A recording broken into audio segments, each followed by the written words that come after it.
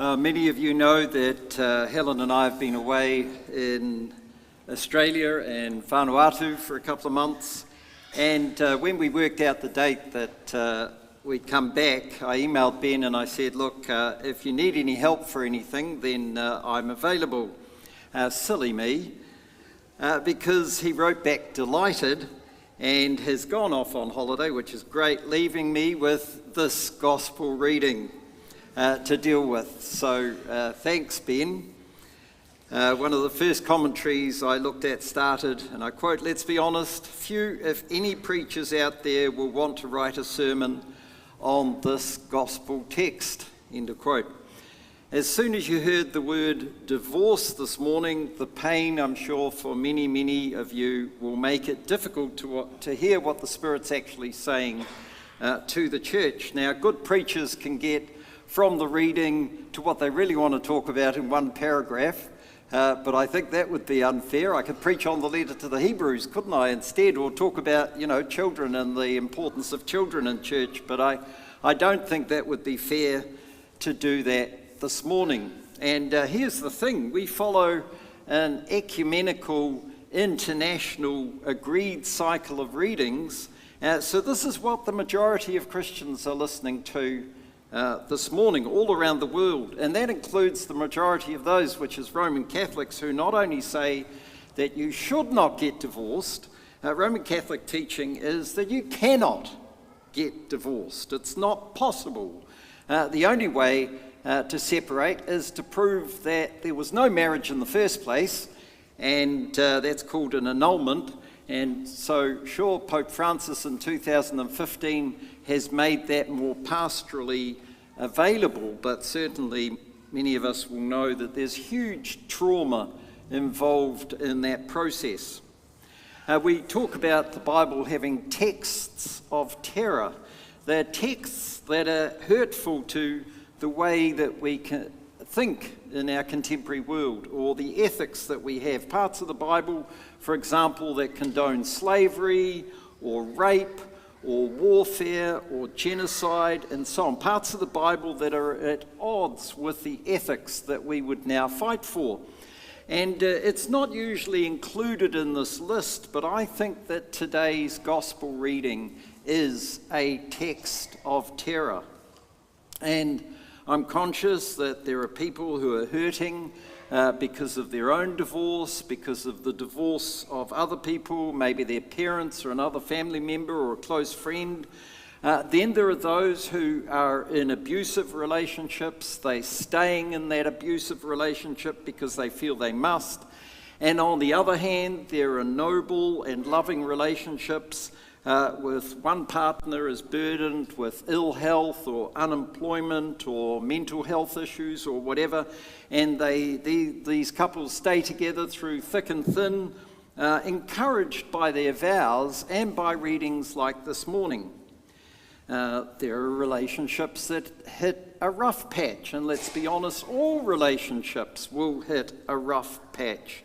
And no one wants to go from today's readings to advocating for separation as soon as difficulties arise. Marriage is a commitment. It's a covenant.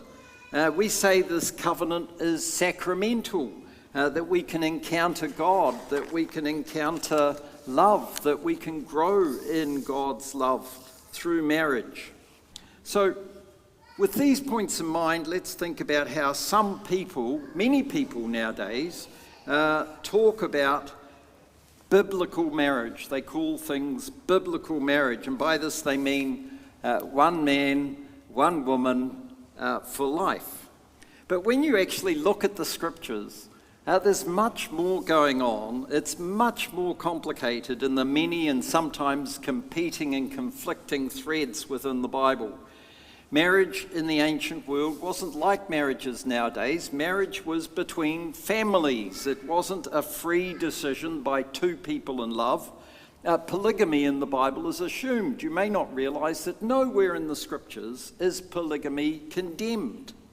So this so-called biblical marriage is a modern lens that the Bible is made to fit into by these people. In our first reading, God makes a human. Now, it's a pun in Hebrew, just as it is a bit of a pun in English. In English, the word human is connected to the word humus, earth or ground. So in Genesis 2, from the earth, God forms an earthling. Now, a translation that we use here is usually very good, but actually there's a few mistakes in it this morning. It's not a man or the man, it's just the human. Nowadays, people would say it's a non-binary androgynous human that God has made from the soil. So, and God says it is not good for the human to be alone. If we start a chapter earlier, at the beginning of Genesis, there's about a dozen things that are described as good. So we go through this and then we come to this morning's reading where for the first time we're pulled up short because after all the good things that are mentioned, we meet the first not good thing. It is not good for the human to be alone. So companionship, sex, pleasure, these are good alongside all the other good things that our good God has made in this good creation. I've more than once come across a fervent atheist who in the birth of their child or in a relationship or in the experience of love or in friendship or companionship, they've grown to doubt their atheism and they acknowledge that in this relationship there is a good that is more than just the materialistic of particles and energy. In the covenant of marriage, in a relationship, we can encounter God. We can grow in God's love. And so we come to Jesus. In our gospel today, Jesus is beginning his journey down to Jerusalem, and Jesus at this point is now in Judea. He's on the far side of the Jordan. Remember, that's the area where at the beginning of Mark's gospel earlier, Jesus was baptized by John and he was tempted by Satan. And some Pharisees, our reading says, some Pharisees came testing Jesus. And it's basically in that same location of baptism and temptation. And Mark is using exactly the same Greek word as he used before. This is a Satan-like test, a temptation for Jesus. And the Pharisees ask in this test, in this temptation, is it lawful for a man to divorce his life? Is it lawful for a man to divorce his life? And I love what Jesus does. He takes this question about a them. He takes this question about that other person. You know, is it lawful for that man? And Jesus turns this into a question directly addressing each one of us, a you. He says, what did Moses command you? And how often have we seen people avoid their own sexual issues by attacking someone else? People who have never addressed their own sexuality or their inner turmoil and feelings, and they publicly end up attacking the sexuality of LGBTQ plus people. And Jesus is turning this question around to those seeking to disguise their own fragility. What about your practice? Jesus asked. Now, divorce was a lively issue in Jesus' day, just as it is today. And in Jesus' day, there were two big schools of thought, and they both worked with a quote from the Bible from Deuteronomy chapter 24. And that's the text that's mentioned this morning. Moses, they reply, allowed a man to write a certificate of dismissal and to divorce her. That text in Deuteronomy 24 says, a man enters into marriage with a woman, but she does not please him because he finds something objectionable about her. And so he writes her a certificate of divorce. End of quote. So these two schools, the Shammai school of thought in Jesus' day, had the stricter approach. They stressed objectionable. He finds something objectionable about her. Basically, the Shammai school said only adultery satisfies objectionable. The Hebrew word is erva, shameful. The other school of thought, the Hillel school of thought in Jesus' day, had a relaxed view. They stressed the word something, anything. If he finds something, if he finds anything objectionable about her, he can divorce. If she burnt the dinner, he can divorce her. Even if she stopped looking attractive to him, the Hillel school said he can divorce her. Now, in Jesus' day, marriage was primarily an economic stability between families. Each family selected a partner, and the union bound those families together. I've already alluded to this. God chose your parents, and your parents then chose your partner.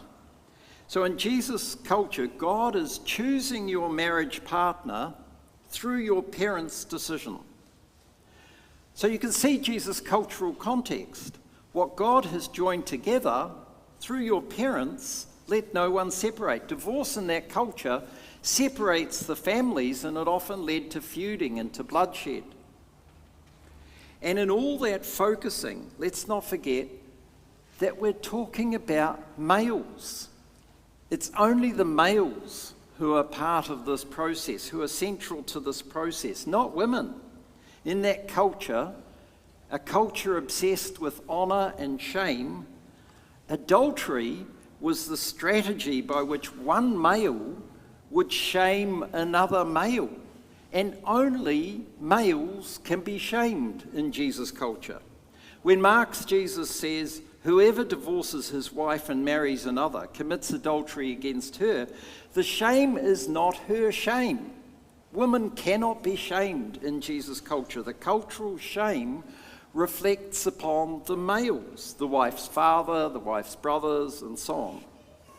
So in Jesus' time, women were generally vulnerable, alongside children who are next in today's gospel story, and they're not there by accident. They're the next vulnerable people to be focused on. So Jesus, what he's doing, he's launching a trajectory that we focus on the most vulnerable, that we make the most vulnerable the lens through which we look at the scriptures, the lens through which we look at reality.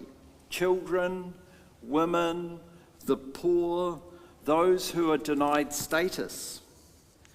We cannot, we should not simply copy and paste from some Bible verses to today's quite different context. But what we can do is be more honest with ourselves about the lenses that we use to access the scriptures, to interpret the scriptures. We can treasure and support and encourage marriage. We can treasure and support and encourage all loving relationships. This is good. This is where we can find God. And we say God is love. And marriage can be an outward sign of an inner reality of God's commitment to us, God's covenant with us, God's covenant that we celebrate at this table this morning. However alone we might feel, married or not, God will never leave us or forsake us, for it is not good for any one of us to be alone.